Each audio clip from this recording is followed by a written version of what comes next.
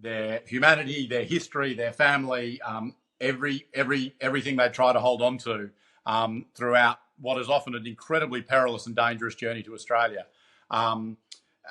Was basically being stripped from them again. Like there was just no recognition that there was a person. He was caught there by the Turkish police, and he stayed in prison for 2 months, and it was a detention. So until now, he suffers from that trauma of being there because he didn't do a crime. Staying there for so long, 2 months. That's, you never know when you're gonna go out, or they can send you back to your country, or can you make it. It was extremely shocking to us to learn about this. We understand that people are getting their case numbers. Yes, they have it in their documents, but this is it. Nobody is, for example, in Europe, the situation is not the best, but nobody is being called by their number.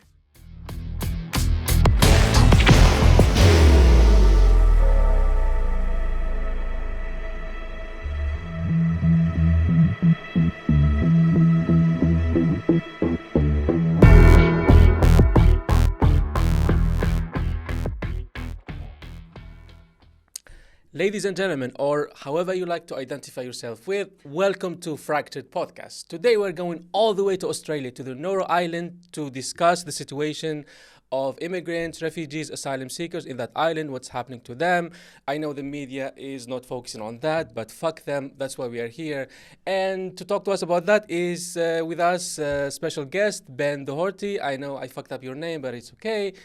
I bet you it's not as bad as mine. I'm Polish and my name is Nandzik, and even Polish people do not pronounce it well. Now, when I got married to an American, they pronounced the American last name better than the Polish one. Good faith. Okay, back to the subject.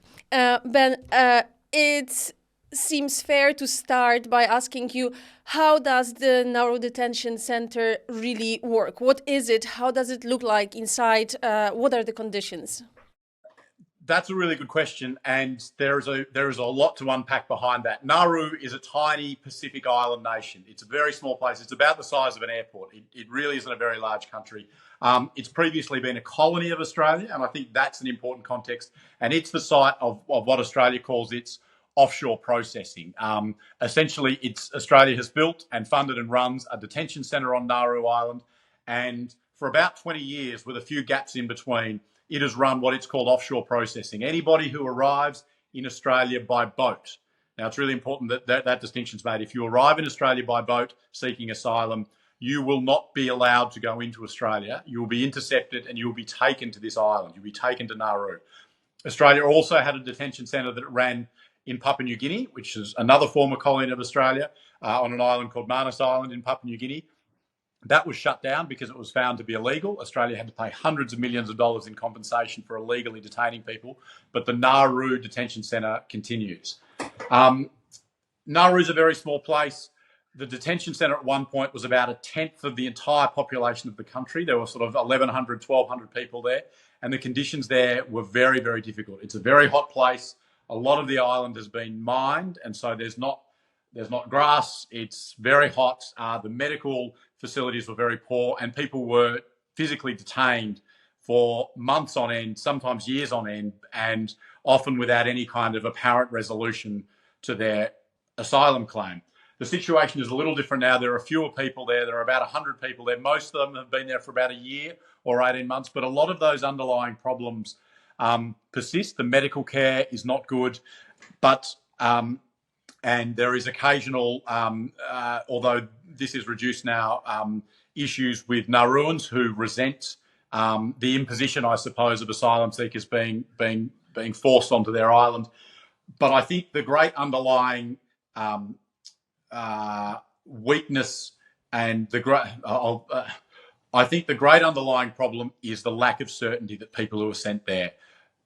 Australia says, we are sending you to Nauru and you will go somewhere else from there. We don't know where that is. We don't know when that will happen. And that is the thing that I think is so damaging for so many people, is the lack of certainty about how long they'll be detained, how long they'll be held in this place, and where they're ultimately going to end up. And we've seen over years and years immense damage being done, particularly in previous iterations of Nauru, particularly to children who are detained for 5, 6, 7 years.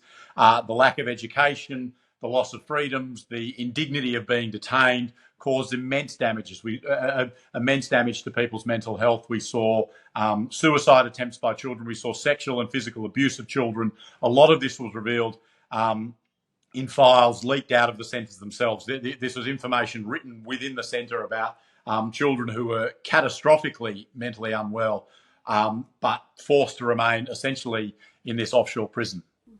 Ben, the title of your piece is "I felt less human, not human at all." This is very powerful to show the psychological toll for the detention the detention. I remember a friend of mine. He's from Sudan and he was coming from Turkey to Greece, but he was caught there by the Turkish police, and he stayed in prison for 2 months, and it was a detention. So until now, he suffers from that trauma of being there because he didn't do a crime. And he was not a criminal, but he was detained. He was there, staying there for so long, 2 months. You never know when you're gonna go out, or they're gonna send you back to your country, or can you make it? Can you tell us, like, the impact on their mental health, people who are staying there, who are forced to stay in the Nauru Island? I think you make a really acute point, and I think that uncertainty is a huge part of that. The number of times, and I was never able to get to Nauru. I applied for a visa 5 times, and Nauru consistently rejected me from going. I went to Manus Island, I think 4 or 5 times, and got inside the detention centre there at one point. Was able to speak to people in there. I spoke to a lot of people held in Nauru, and the number of people who said to me, "Tell me what I did wrong. Tell me how long I have to stay here and what happens next. If I've committed a crime, then I'll serve whatever sentence I'm supposed to, and then allow me to get on with my life." But it's that uncertainty that you talked about with your friend that is so acutely psychologically damaging. What have I done wrong? I've just come seeking safety, seeking peace, and I'm being treated in this way. I'm being treated like a criminal, like I've done something wrong. And people would consistently say to people, "What have I done? What law have I broken? What have I done wrong?" And there was no answer to that. But it still was the case that they remained in detention, and they remained in detention indefinitely. And you talk about 2 months in detention and the damage of that. Some of these children were 6, 8, 10 years old, sent to Nauru. They spent 5, 7, 9 years on Nauru. And that toll was incredibly damaging on their mental health. It's basically the whole childhood, right? Sorry, it's basically the whole childhood. Yes. It's basically the whole childhood that they're spending there if they're staying for such a long time. And I mean, I think in that piece that you're talking about, Arash, who we were talking to, said the exact same thing. He said, "Look, compensation would be great for what was done for me, but how do you give me 10 years of my life back? How do you give me all those birthdays back?" And that has been acutely damaging to people. You mentioned the dehumanising aspect. When you go into offshore detention in Australia, you're dehumanised in many ways, but one of the ones that people found profoundly dispiriting and difficult to deal with was you had your name taken off you and you were given a 6-character identifier. You were called ASD 163 or NQZ 456, and you were referred to by that name. All your paperwork had that identifier on it. You had your humanity taken from you. You had the recognition of you as a person taken from you, and people found that profoundly distressing. So, Ben, when you mentioned the numbers that people are getting, sorry, I'm already making the gesture because we all here in the studio looked at each other, and the comparison to the situation of Jews during the Second World War, concentration camps, this all came immediately, that somebody is being just downgraded to a number. It was extremely shocking to us to learn about this. We understand that people are getting their case numbers. Yes, they have it in their documents, but this is it. Nobody is, for example, in Europe, the situation is not the best, but nobody is being called by their number. Yeah, no, look, it is a truly shocking thing, and I think a lot of people in Australia were shocked to learn of this. And as I think I mentioned, for the people who it was being done to, that was one of the most significant indignities that they felt, that they were being dehumanised in this way and reduced to, a 6-digit code, and their humanity, their history, their family, everything they try to hold on to throughout what is often an incredibly perilous and dangerous journey to Australia. was basically being stripped from them again. Like there was just no recognition that there was a person at the heart of this. Ben, you mentioned that you couldn't. You mentioned that you couldn't get a visa to go to the island. Do you think they did it on purpose because you're a reporter? Oh yes, absolutely. I mean that is a known thing that independent journalists are not allowed on Nauru ever. They say they do offer journalist visas. They cost $8,000, but in reality, unless you're a kind of compliant journalist who's only going to write what you're told to write, they don't let anybody on. And that's been. I mean, it is an incredibly secretive regime. It's an incredibly secretive country. I also think you need to understand the dynamics that Nauru is a very small, impoverished country, and it's impoverished basically because Australia and New Zealand and the UK strip mined it of almost all of its land for phosphate, which it then used for fertilizers. So Nauru, you almost can't grow anything. There's very little industry there. So Nauru is this very poor state that basically depends upon Australia for its survival. And so Australia does what it likes to Nauru and says, this is what you're going to do. You're going to run a detention centre on your island. And Nauru can do very little about it. Yeah. I was saying to the guys that even this problem with connection, I think I blame it to the Australian government. Maybe they are hacking us. They don't want us to talk about it. Look, I mean, you joke, but don't put it past them. Like yeah. We know that they have the Australian government. I mean, you know, we've written stories about it. The Australian government have hired private investigators to try and find sources of my stories. They've sought people who've spoken to me. At one point on the Manus Island detention centre in Papua New Guinea, they put up a wanted poster of me saying Toksabe, which is pidgin English, saying warning. If you see this man, report it to your supervisor immediately, because they knew I'd been granted a visa to Papua New Guinea and they didn't want me talking to anybody. I mean, I can't stress to you how secretive this regime is. It's extraordinary. I'll send you a copy of the warning poster. Yeah. Please. Oh my God, a wanted man on our podcast. Wow. Sorry, I'm joking, but I think this is the serious thing that our guest ever experienced.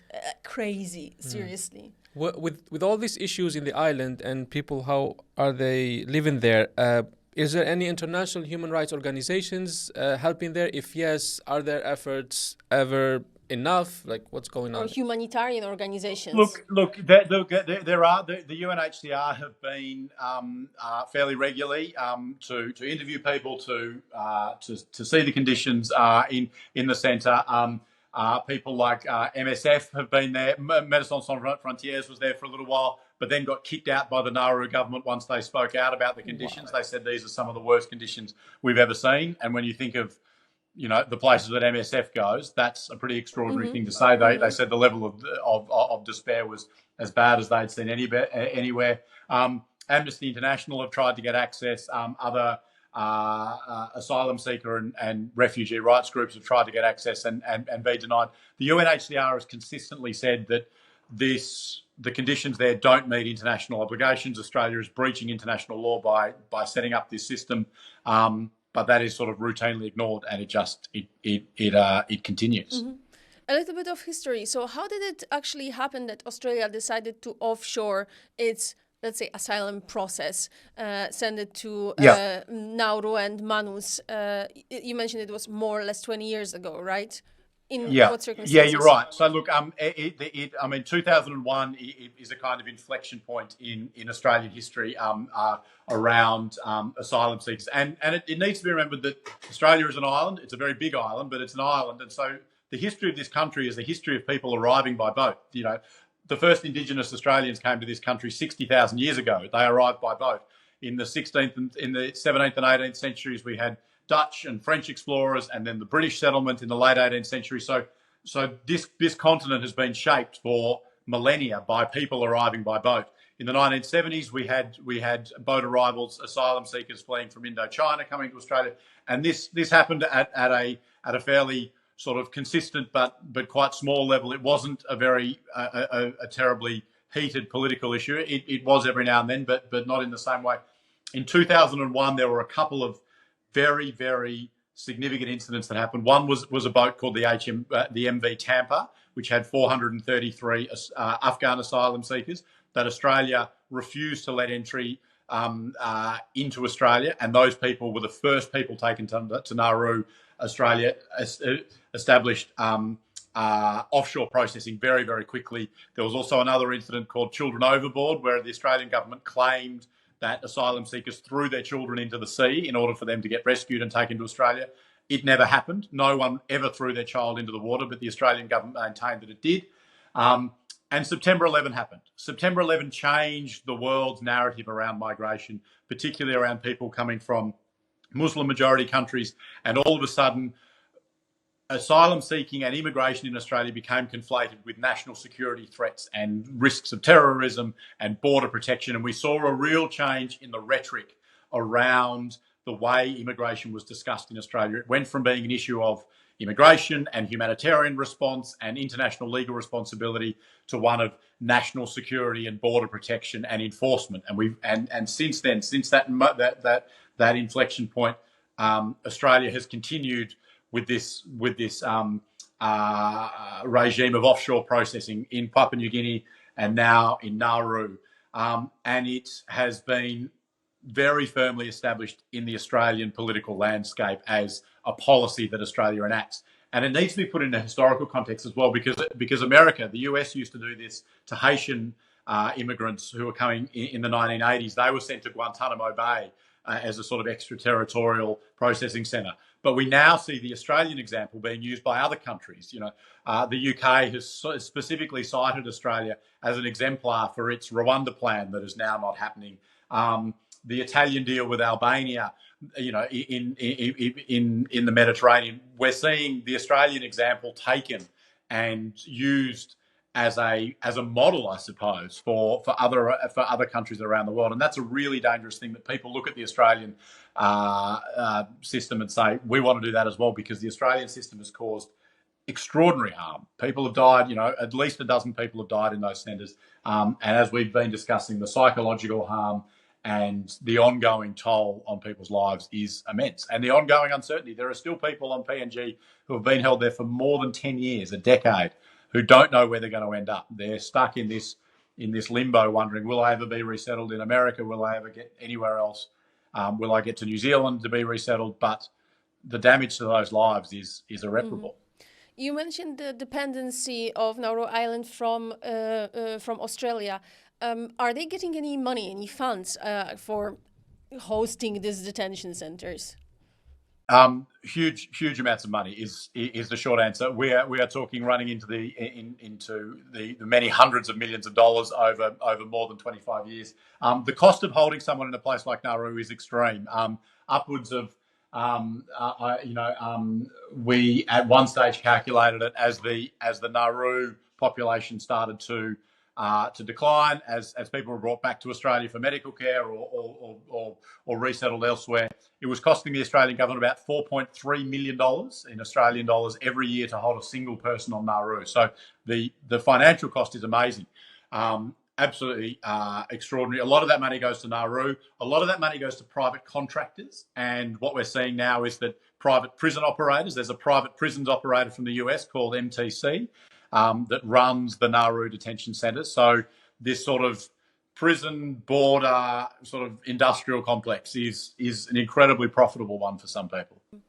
If a person who is detained on Nauru gets asylum, is recognized as a refugee, they still cannot settle in Australia, right?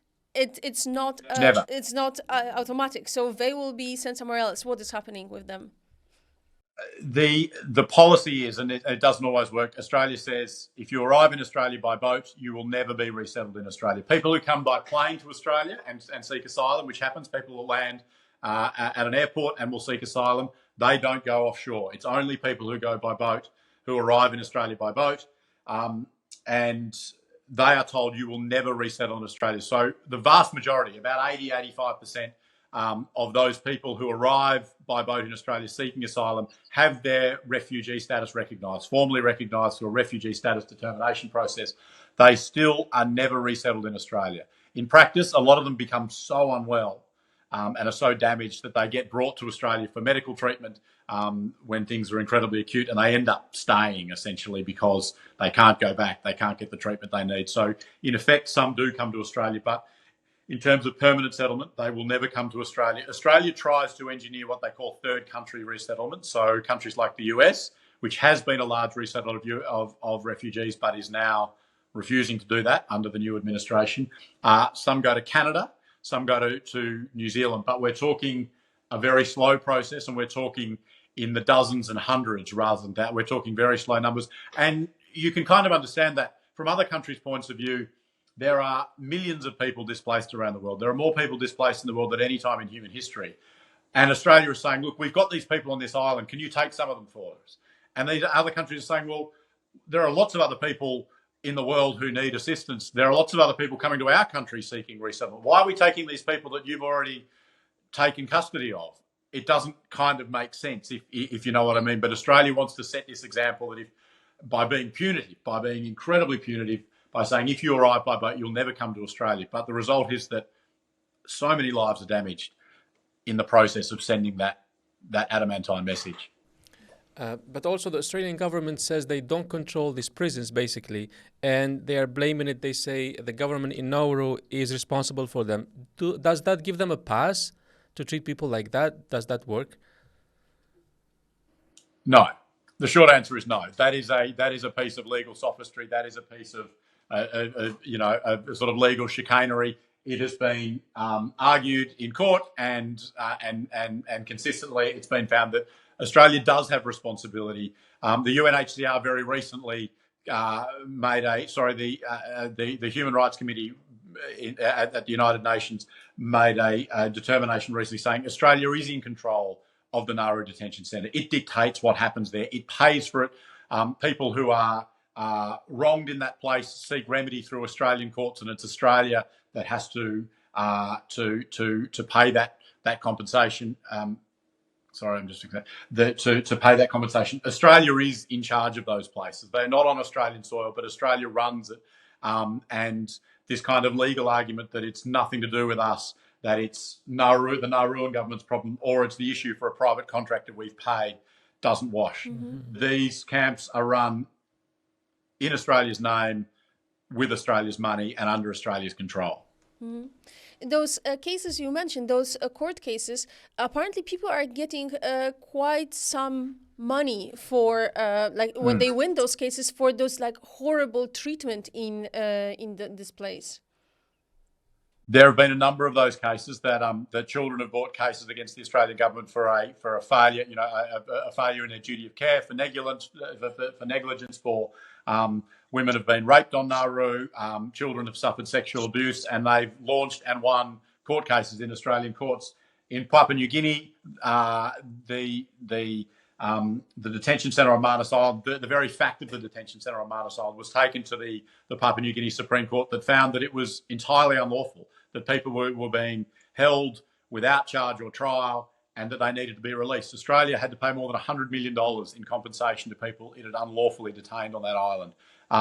So the legal foundation for this detention regime, this offshore processing regime, while politically it feels very sound in Australia at the moment because it's been established for so long and because it's almost become an accepted part of the Australian political landscape, the legal foundation is very, very fragile. But we keep mentioning Manus Island as well in Papua New Guinea. Yep. And you mentioned that it has been closed. So was the ruling of the Supreme Court in Australia the reason for closing it? And I read that people who were detained there, they didn't really know what to do with them, and they are sort of still there in limbo. Is this true? That's right. Yeah, that's right. The court decision was the Papua New Guinean Supreme Court that ruled that this was unlawful. The Papua New Guinea constitution says that you can't just be detained without charge or trial indefinitely, and that's what it found was happening on Manus Island. So it ordered that detention centre be shut down. And you're right, there were several hundred men, and the Manus Island detention centre only held men. The Nauru detention centre held women and families and children.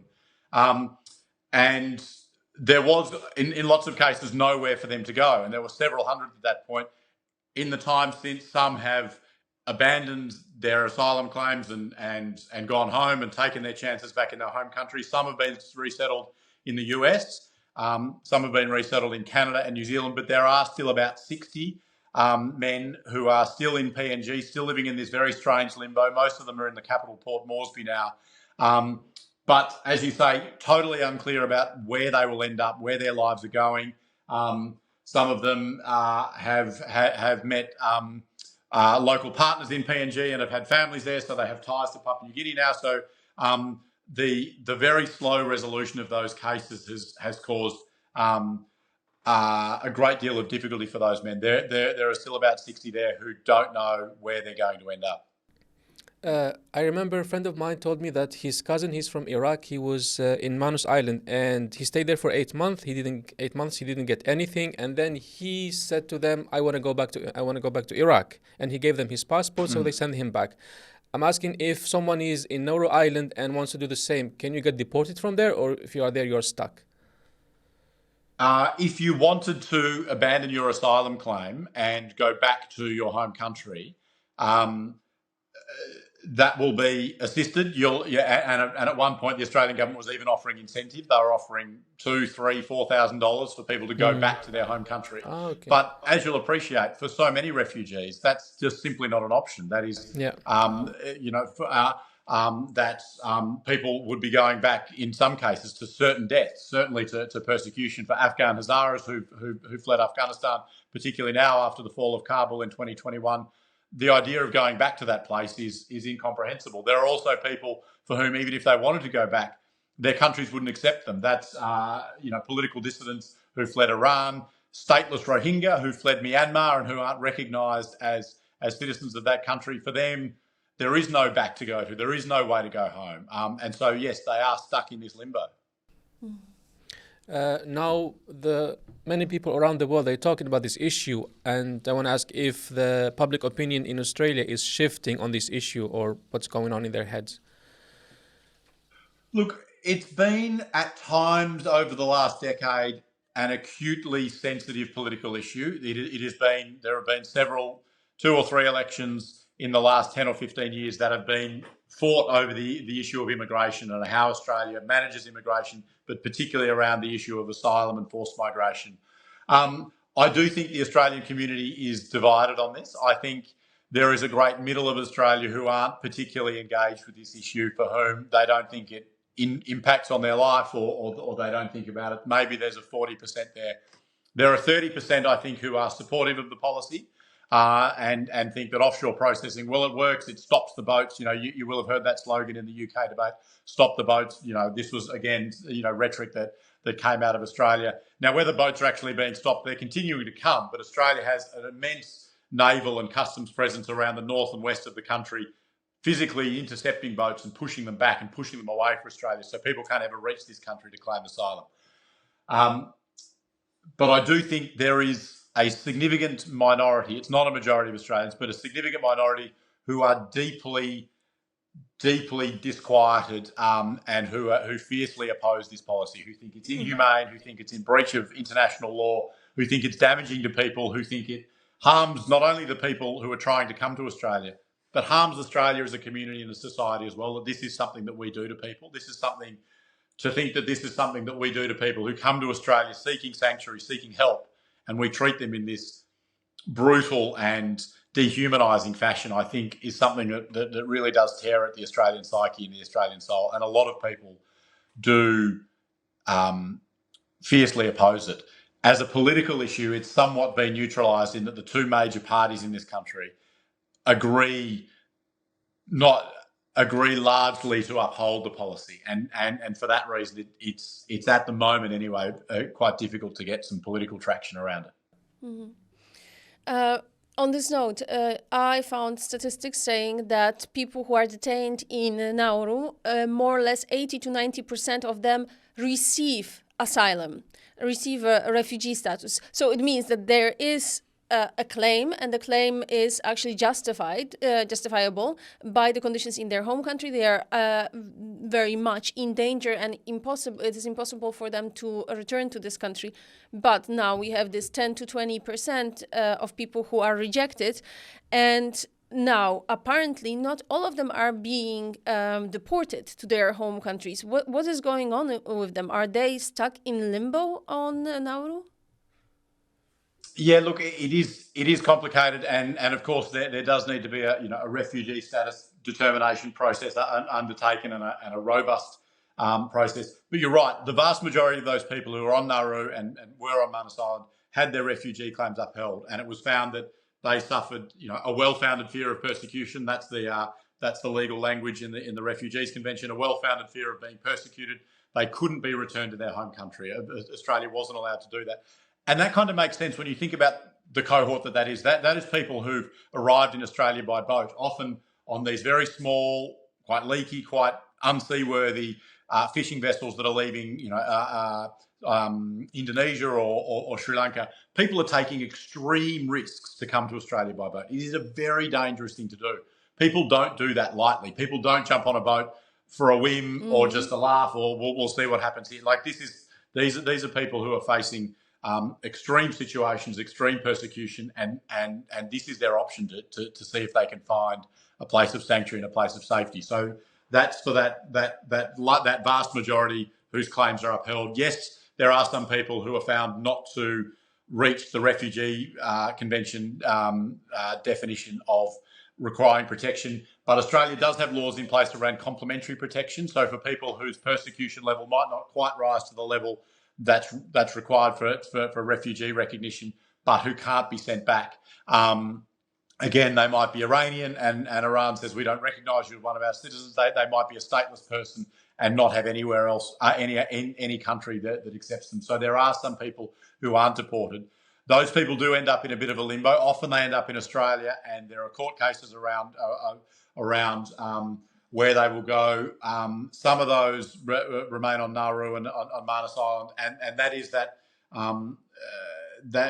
that very small minority where a resolution is very, very hard to find, and it's a real problem. And I would argue again that Australia, as a wealthy, industrialised country with lots of capability, and a history as a resettlement country, needs to be able to find solutions for these cases, because simply sort of leaving people in limbo is utterly inadequate. How does a day in a refugee in Nauru or asylum seeker look like? Is there any activities there? At least are they teaching them languages, some skills? Look, it varies. There was a school at one point when there were lots of children on Nauru.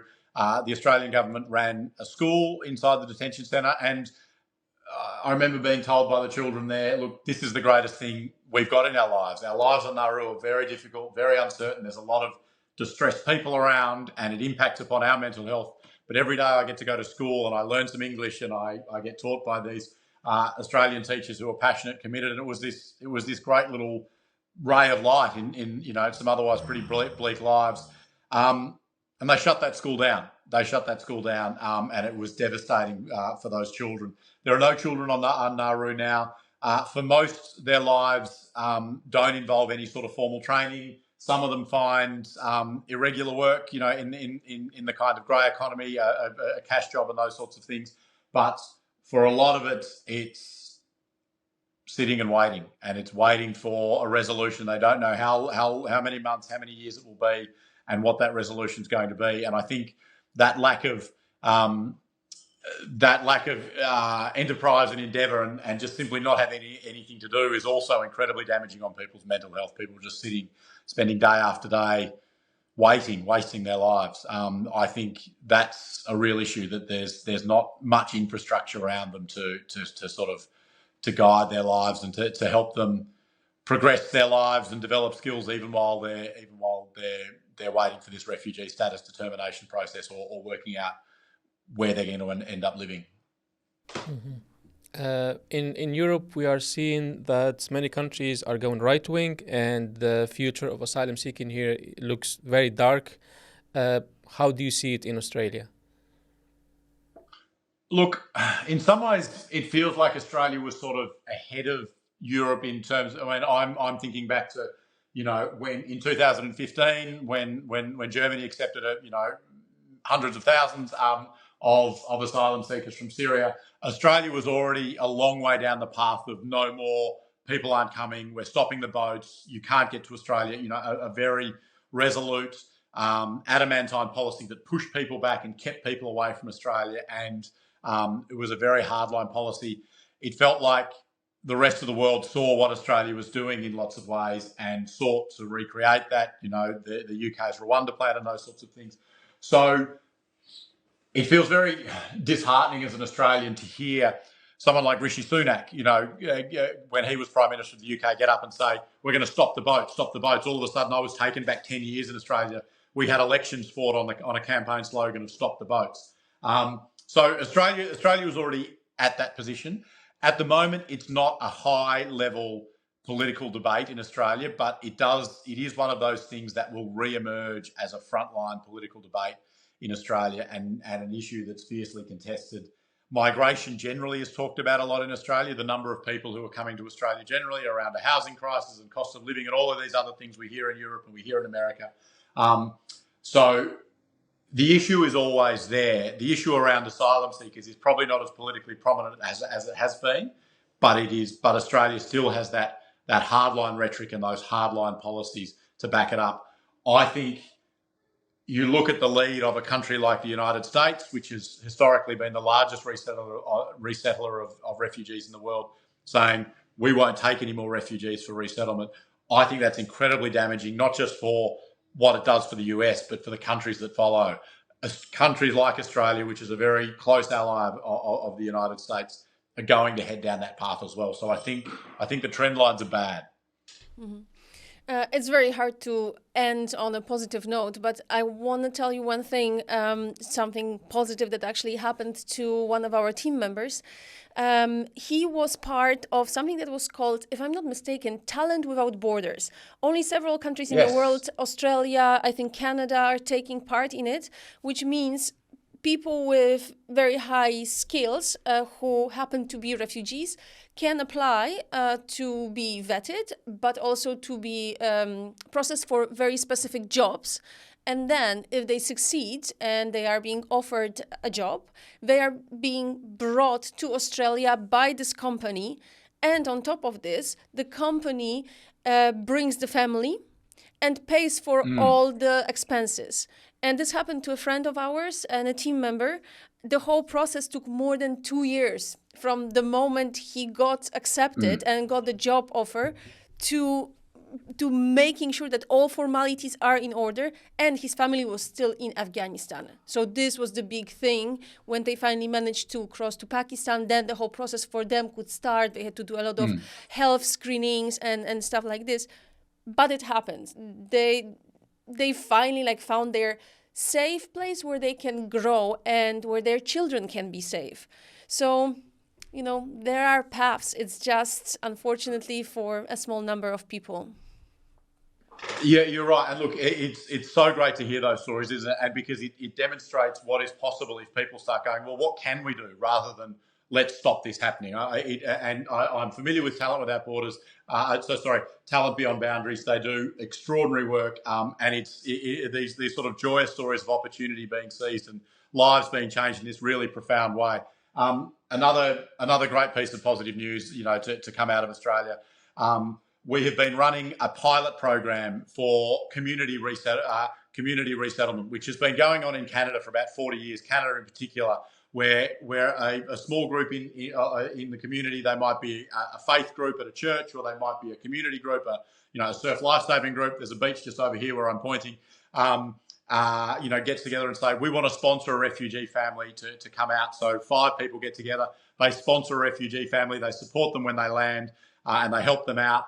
We've been running a very small little pilot program in Australia for a couple of years, for 4 years now. It's been a raging success. It's been quite small, about 500 people, but that's 500 people whose lives have been absolutely transformed. And about 2 weeks ago, the Australian government said, we're going to make that a permanent part of our migration program to encourage community members to sponsor refugees to come to Australia. So while we've had, a pretty dispiriting conversation in lots of ways, there are these little green shoots of progress and these little rays of hope that I think we need we need to grab onto and say, how can we make these bigger? How can we make these better? And to celebrate those things, to celebrate your friend who came with talent beyond boundaries and came to Australia and built a new life for his family. These things are possible, and we need to nurture them and celebrate them when they happen. Absolutely. Ben, thank you very much for sharing your knowledge about Nauru, Manus, and everything that is happening in Australia. It was very enlightening, and sadly, we had to go deep into this topic, but I'm pretty sure that sharing this knowledge may be positive and bring some kind of a push for extra change. Yeah, thank you so much. Yeah, it was great talking to you. Look, thank you so much for the opportunity to come and speak. I commend your podcast enormously. I'm honoured to be part of it. Thanks for the opportunity. It was really important and really profound to speak. So thank you. Thank you very much, Ben.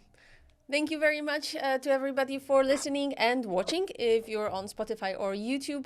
Again, next week we will have our shorts, and then in 2 weeks' time, again, another in-depth episode. In the meantime, thank you very much to Alliance Foundation, to Choose Love, to Leave No One Behind, to Aperture for helping us make this podcast happen.